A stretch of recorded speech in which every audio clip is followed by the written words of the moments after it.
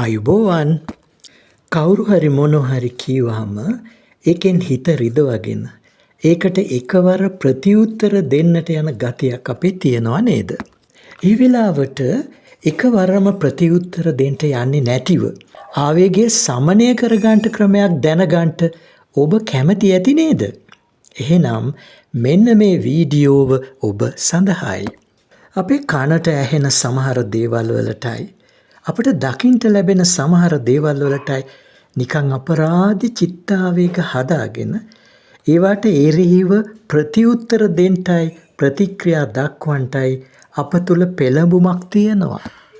නමුත් ඇයි එහෙම වෙන්නේ කියලා විමසීමක් අප තුල නැහැ.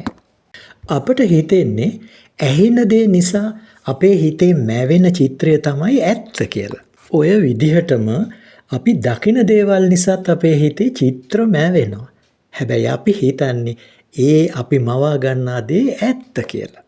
අපේ හිතේ ලෝකයේ පිළිබඳ චිත්‍ර හදාගන්නේ අපේ නොදැනුවත්කම එහෙම නැත්නම් අවිද්‍යාව නිසාමයි. මේ සියල්ලම මනසේ මායාවන් බව මම මීට පෙර වීඩියෝ වල ඔබට පැහැදිලි කරලා දීලා තියෙනවා.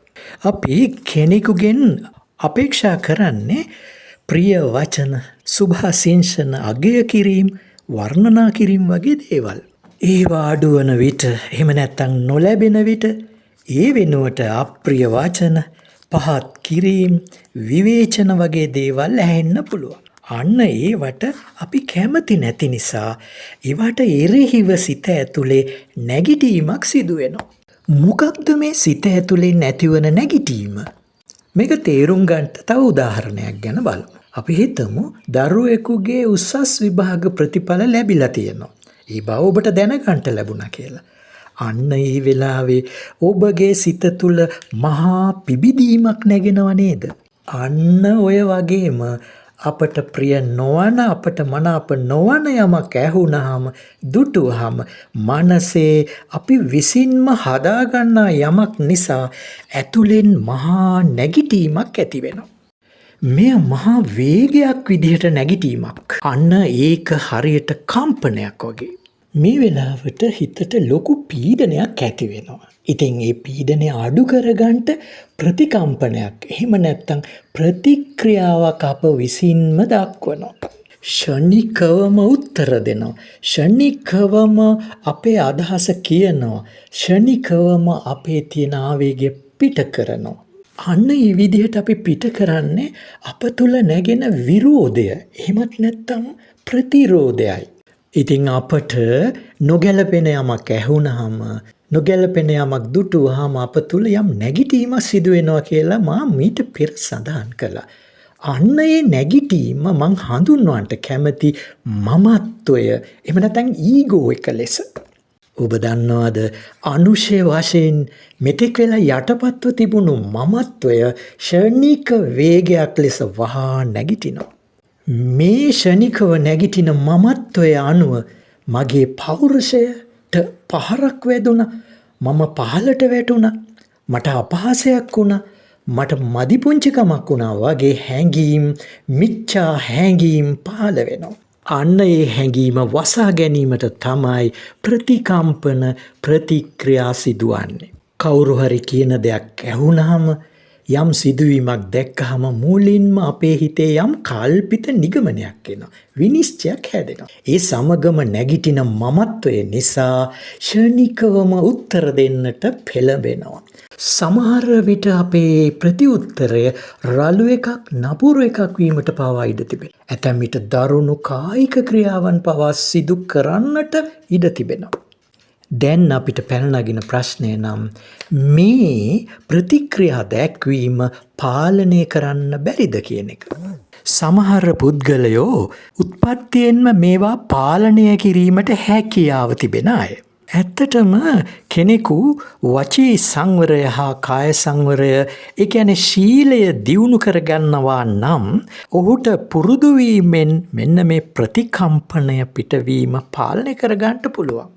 නමුත් ඉන්ද්‍රිය සංවරය නැති බහුතරයකට මේ ආවේග පාලනය කරගන්න බැහැ. මේ ආවේග ප්‍රතික්‍රියා පාලනය කරනවාට වඩා සමනය කරගන්නට තැත් කිරීම තමයි කළ යුතු ඇත්තේ. දැන් අපි බලමු එය සිදු කරන්නේ කොහොමද කියලා. මමත්වය එම නැත්නම් මමායනය ප්‍රමුඛ වුණොත් අපට ප්‍රතික්‍රියා පැන නැගීම පාලනය කරගන්නට බැරි වෙනවා. අනේ නිසා ෂණිකව වහාම නැගිටින මමත්වයේ පාලනයට අපි යටත් නොවී සිටින්නට උත්සාහ කළ යුතුයි. ඒ වගේම මමත්වයේ පදයට නටන රූකඩයක් නොවී සිටින්නට උත්සාහ කළ යුතුයි. කොහොමද මේක කරන්නේ? අන්න ඒ සඳහා මේ මොහොතේ අත්දකින මගේ කය මගේ සිත වහා බලගන්නවා ගත යුතුයි. ඒ සඳහා තමයි සතිමත් බව පුරුදු පුහුණු විය යුත්තේ. එම පුහුණුව හරහා අපේ අවධානය තමා වෙත යොමු කරගන්නට පුළුවන් වෙනවා. ඉතින් හදිසි චිත්තාවේගයක් පහළ වූ බව දැනුණු විගසම මම දැන් මෙතන මෙන්න මේ විදිහට ඉන්නවා. මා ඇවිදිමින් ඉන්නවා. එහෙම නැත්නම් වාඩි වී ඉන්නවා ආදී වශයෙන්. එහෙමත් නැත්නම් මම මේ විදිහට මේ වැඩය කරමින් ඉන්නවා ආදී වශයෙන් හිතමින් ඒ ගැන සංඥාව මනසට ලබා දෙන්න උත්සාහ කළ යුතුයි.